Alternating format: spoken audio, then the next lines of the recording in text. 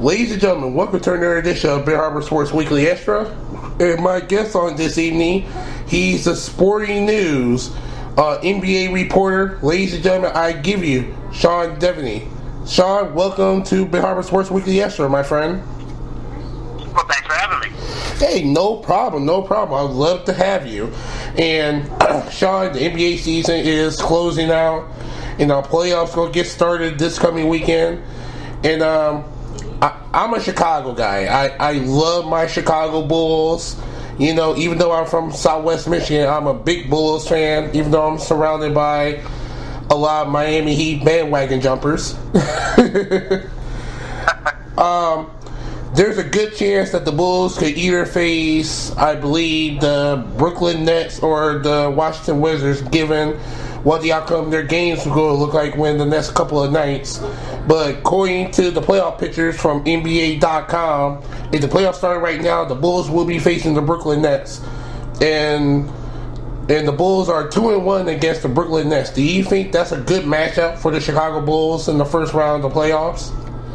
I think they'd probably rather see the Wizards, and just going by the way the scores line up, there's still a pretty good chance that could happen as well. The Nets are they're certainly a team that underachieved. That wasn't as good as a lot of people, myself included, thought they would be this year. However, they're an experienced team. You've got Darren Williams, of course, at the point guard spot. You've got Paul Pierce. You've got Kevin Garnett. Guys who won championships. You've got a team that understands how the playoffs work.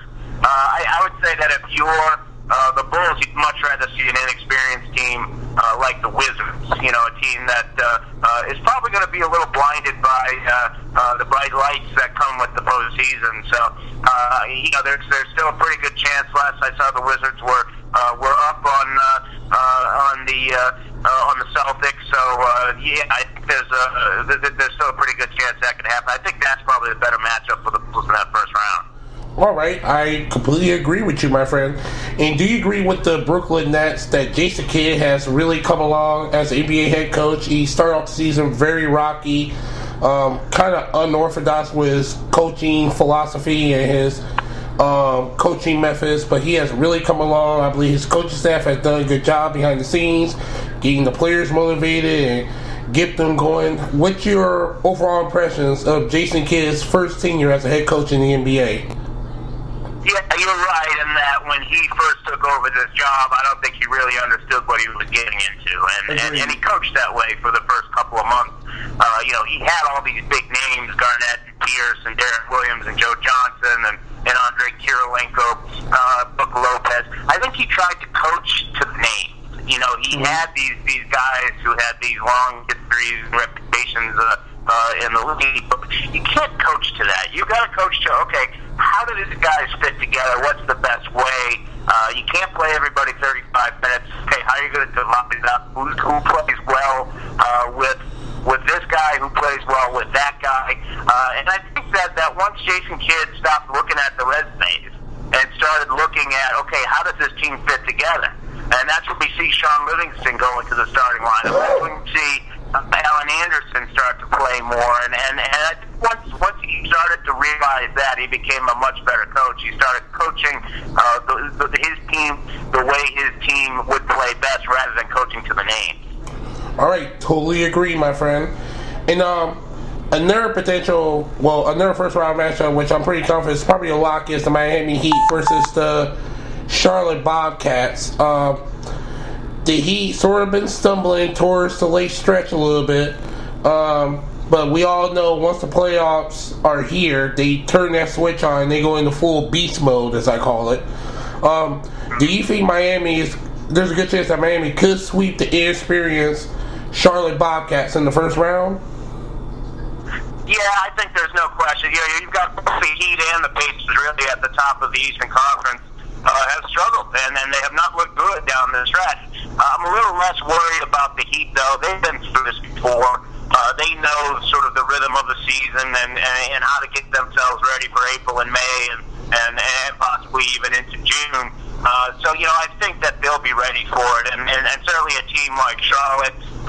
We mentioned the Wizards, and I think Charlotte's in the same boat where this is a bunch of guys who, really hasn't been in the postseason very much. You've got Al Jefferson was there with Utah. Well, you go up and down that roster, and you've got guys like Gerald Henderson and Kemba Walker. I mean, these aren't playoff regulars. So, they're going to have sort of that bright light syndrome, where they're going to learn pretty quickly that the playoffs are a different animal, and there's probably no better team to teach them that lesson than the Miami Heat. So, I don't think that's a particularly good matchup for Charlotte to begin with. But then, like I say, just the inexperience level, I think it's going to really be a big difference in that series. All right, right on. And the Indiana Pacers could be facing the Atlanta Hawks, the number 1 seed versus the number 8 seed in the Eastern Conference. What's up with the Pacers? It seemed like towards the second half of the season, Roy Hibbert was definitely not looking his best. It seemed like the team chemistry was going down the toilet. Do you think that the Atlanta Hawks are at the right moment that they could potentially upset the Indiana Pacers? I know I sound like a mental head case when I say that, but just given the way Indiana been playing towards the second half of the season, this could be a good possibility. This could go a full 7 games, and Atlanta could upset Indiana. Yeah, I mean, I think that when you look at the Pacers, what's gone wrong with them is they came out this season pretty determined to win that top seed in the Eastern Conference and to show that they belong up there, with teams like Miami in the East and with San Antonio and Oklahoma City in the Western Conference. But the thing is that when you play that way, when you go all out right from the tip-off at the end of October all the way through the entire 82 games, fatigue is going to catch up with you. And I think that's what's happened with the Pacers is they're a tired team, and they played like a tired team. A lot of times when you get tired, the offense sort of breaks down, the ball movement slows down, the defensive rotations aren't very crisp, and that's what we've seen from the Pacers. And you start to see guys play a little more selfish, guys trying to win the games themselves, and that leads to the infighting and the chemistry problems that you've mentioned. So, yeah, I think the Pacers do have some real problems heading into the playoffs, but I also think that there's no better cure for those problems than to play a team, 12 games under 500 like the Hawks are, and that I just think that it would take a lot of doing for the Pacers to lose that series, and I just can't see them doing that. So this might be the perfect medicine for the Pacers in terms of getting themselves right. All right, right on. The reason I threw out that crazy possibility of Atlanta upsetting Indiana because, like I said, the chemistry been off, but also too, this could be a good series for Indiana because Roy Hibbert could find his shooting because shooting percentage has really went down, and maybe that could rebuild his confidence facing a team like Atlanta and basically getting his feeling back in his game, and he could be primed and ready for the second round. Yeah, that's certainly what you got to hope. If you're a Pacers fan, you're hoping that this series is one where you can get these guys back on track, especially Hibbert, as you mentioned. He had complained about not getting enough touches. Then he started to get some touches, and he shot something like 2 for 20. So, if you're going to complain about touches, you better start making the shots when you start seeing the ball. So, exactly. Atlanta. They do have some pretty tough big guys, but I don't think they have, such an imposing that the Pacers can't make pretty quick work of them. All right, right on. And let me get your Eastern Conference predictions. If everything stays this, well, I'm going to go ahead and flip-flop the Wizards and the Brooklyn Nets here. I'm going to say that the Wizards will be playing the Bulls and Brooklyn will be playing Toronto. Chicago versus the Wizards. Who's going to take that series? Yeah, I think we'll see the Bulls sort of grind the Wizards down. The Wizards could give them a pretty good fight, but I think you'll see the Bulls, really grind them down in that one. All right. Toronto versus Brooklyn. Yeah, that should be a really good series. I would expect to go 6 and maybe even 7 games, but I think Brooklyn has a slight advantage in terms of the experience level. Toronto hasn't been to the playoffs since I believe it was 2007, so this is a real differential in terms of experience. So I would think that Sean, we could both say that Miami's going to sweep Charlotte. Can we both say that honestly? Yeah, I can't. I would be surprised if Charlotte won a game. I'm with you on that. I think that's one you could. I'd say that if you went to Vegas, you'd probably get the worst odds possible on a swoop, because I think that's pretty likely how that'll go. Sean, the only way the Bobcats could win one game if Michael Jordan comes down from the owner's box and just put on his shorts and jersey and just play one game, it could be a possibility. Yeah, but he would have to play like it was 15, 20 years ago. Yeah, you're right. That could be a possibility, but you got to remember, Mike's 50 now. I think MJ has one more dunk left in him. And that might be, yeah. And I'm sure he'd like to give it to LeBron in the Heat if he still has it. I know, that would be awesome. And Indiana and Atlanta, what do you think of that one? Who's going to take that? Yeah, I could definitely see Atlanta winning a game or two there and making the 6-game series, but I just don't think they have the depth of the talent level that the Pacers have. So I think the Pacers will get their act together, probably win that one in 5 games. Okay, awesome. Now, turning to the Western Conference, we got San Antonio versus Memphis. San Antonio is 4-0 in the regular season against Memphis, and can we just say that Greg Popovich is arguably one of the top 3 coaches in the NBA currently, if not of all time, and we could safe to say that San Antonio will probably sweep this series against Memphis? Yeah, I'm not sure that they'll sweep, just because Memphis does some things that are pretty good in terms of class. A great defense, of course, and they've got 2 big guys, Mark Gasol and Zach Randolph. And if you can give a team trouble inside the way that the Grizzlies can, it's really tough to sweep. So I would expect Memphis to win a game, maybe 2. Maybe I could possibly see it being a 6-game series, but more likely I'm thinking that's going to be a 5-game series. Okay, and we got Oklahoma City Thunder versus the Dallas Mavericks, if everything stays the same. And Dallas is 2-1 against OKC. Could Dallas really give OKC a run for the money in the first round? Maybe take them 6 or 7 games? Well, yeah, I'm not sure they could get them 7 games, possibly 6.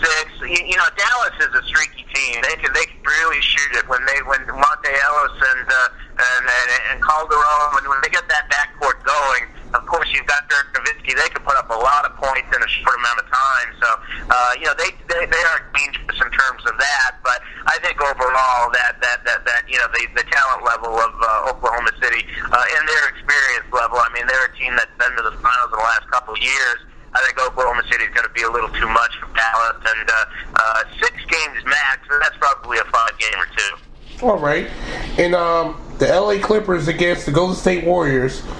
Their series is tied 2-2 in the regular season, and I have a little soft spot in my heart for the Golden State Warriors. There's just something about this team, and Steph Curry with Mark Jackson being the head coach.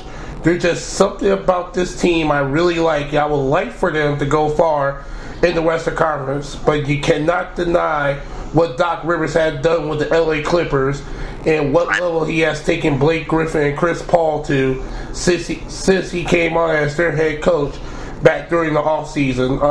I think this could be a pretty good series. What do you think, my friend?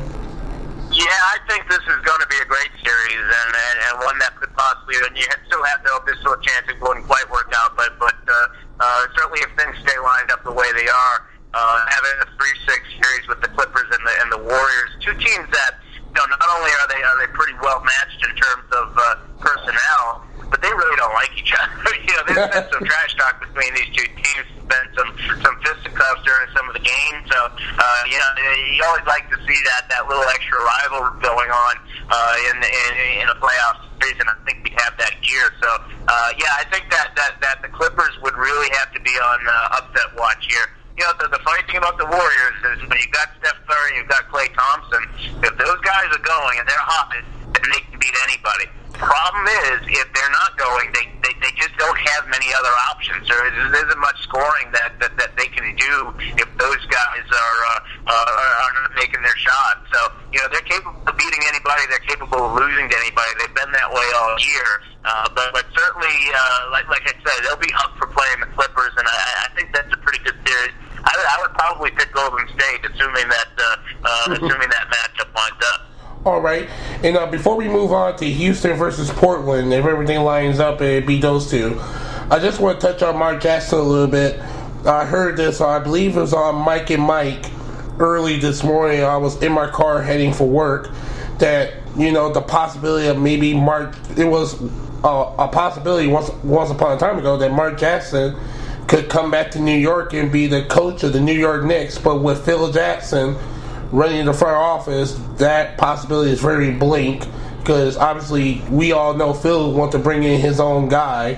But if by some miracle, if Mark Jackson does maybe potentially go to New York, how much of an impact will he make on the New York Knicks?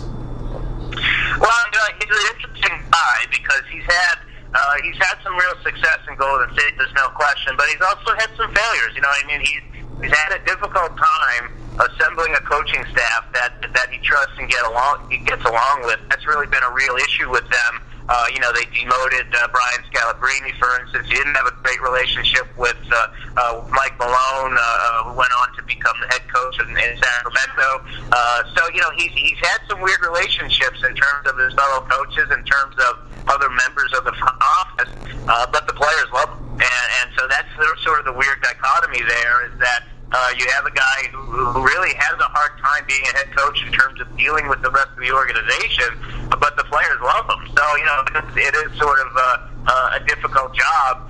You've got to be able to do both of those things, and he's got to learn that. So, if he were able to learn that, either with the Warriors or with the Knicks or some other team, then I think he could be a very effective head coach. But he does have to sort of lose some of his inability to get along with other people in the organization. That's really been one of the big reasons why the ownership in Golden State is considering replacing him if they don't make a deep playoff run this year. Right, absolutely, and I will touch on the New York Knicks again in just a moment. I just want to get through this last first-round matchup here in the Western Conference.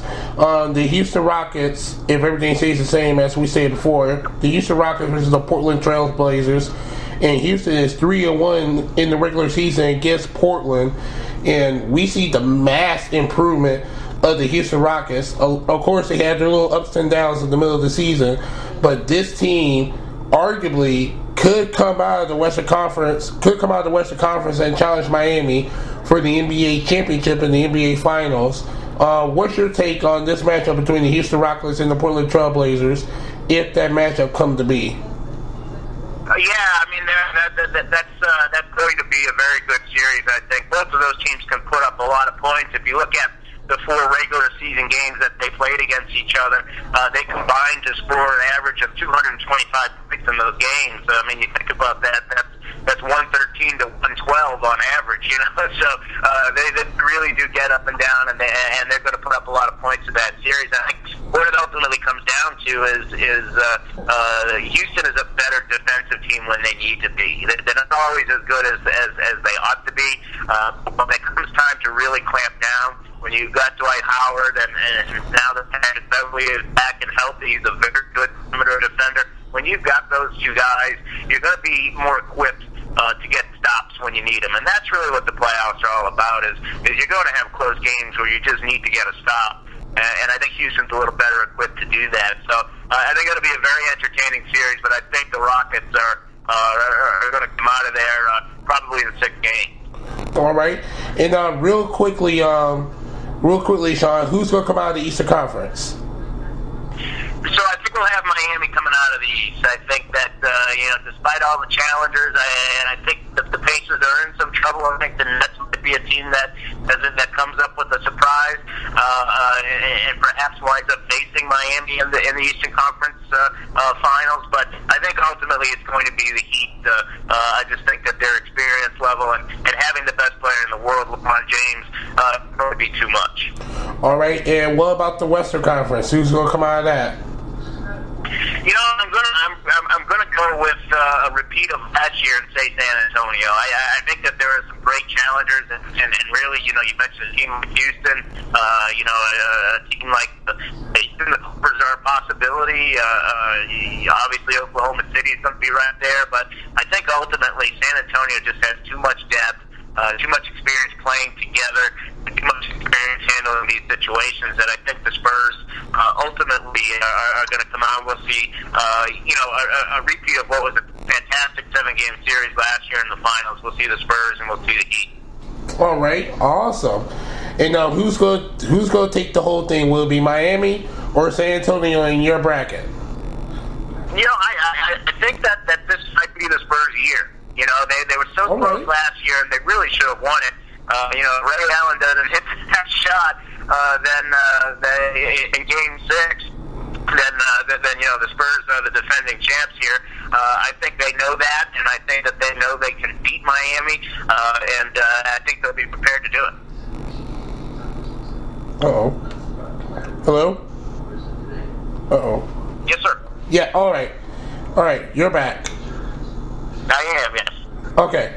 And going back to the New York Knicks real quickly, like I said, there's so many rumors about Phil Jackson bringing his own person. Steve Kerr's name has been mentioned. Even the head coach of the Chicago Bulls, Tom Thibodeau, been a very likely candidate for the Knicks job if they could work out something to bring Tom Thibodeau to New York. What are your sources telling you about the possible new head coach of the New York Knicks? Because we all know Mike Woodson is basically going out the door once the regular season is over. I've heard that Steve Kerr is a possibility, but that Phil Jackson is also going to be patient with this. He can afford to sort of sit back and see what's out there. There are a lot of former players of his who would make pretty good head coaches. You think of a guy like a Randy Brown or somebody like that. Guys who played for him. Ron Harper is another one. He's also has some assistants like Jim Clemens, who have some pretty good qualifications. So, I do think Phil will wind up choosing one of his own guys, somebody who's familiar with them.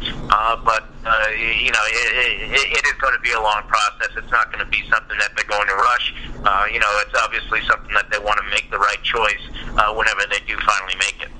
All right, right on. Do you think the Knicks have enough to keep Carmelo in New York? Because there have been some rumblings the last 48 hours of Carmelo really look at coming to Chicago to play with Derrick Rose and Joakim Noah. That's sort of if he leaves Chicago, I don't think he would. I'm sorry, if he leaves New York, I don't think he'd go to Los Angeles. I think that the Lakers scenario is a pipe dream. I can't see him doing that. If you choose to leave the Knicks, it's going to have to be for a situation where he knows he can win right away. Because leaving New York is going to be a black mark on his record. They were a great team. They had one good year last season, and that's pretty much it. And if he leaves the Knicks in that situation, that doesn't reflect well on him. He failed basically. If he's going to go to a different situation, it's going to have to be one where he's ready to win right away, and certainly Chicago could possibly offer that possibility. I don't think the Lakers would offer that possibility, and that's why it's not something that would happen. So, I expect this to be sort of like Dwight Howard's situation last year, where he's going to bring in a certain number of teams, he's going to interview them and make his decision probably in the first week of free agency. But I think it essentially will come down to the Bulls and the Knicks. All right, awesome. Sean, thank you so much for joining me on BHSports Weekly. Before you go, can you give my listeners your Twitter handle, how they can reach you via social media? Yeah, it's just at Sean Deveney, so my whole name, SeanDeveney. All right, awesome. Well, thank you so much for joining me on BHSports Weekly Extra. I would love for you to come back on either right before the NBA draft or maybe right after the draft so we can break it down, my friend. All right, just let me know. All right, thank you, sir, and you have a blessed night. You too, bye. Bye.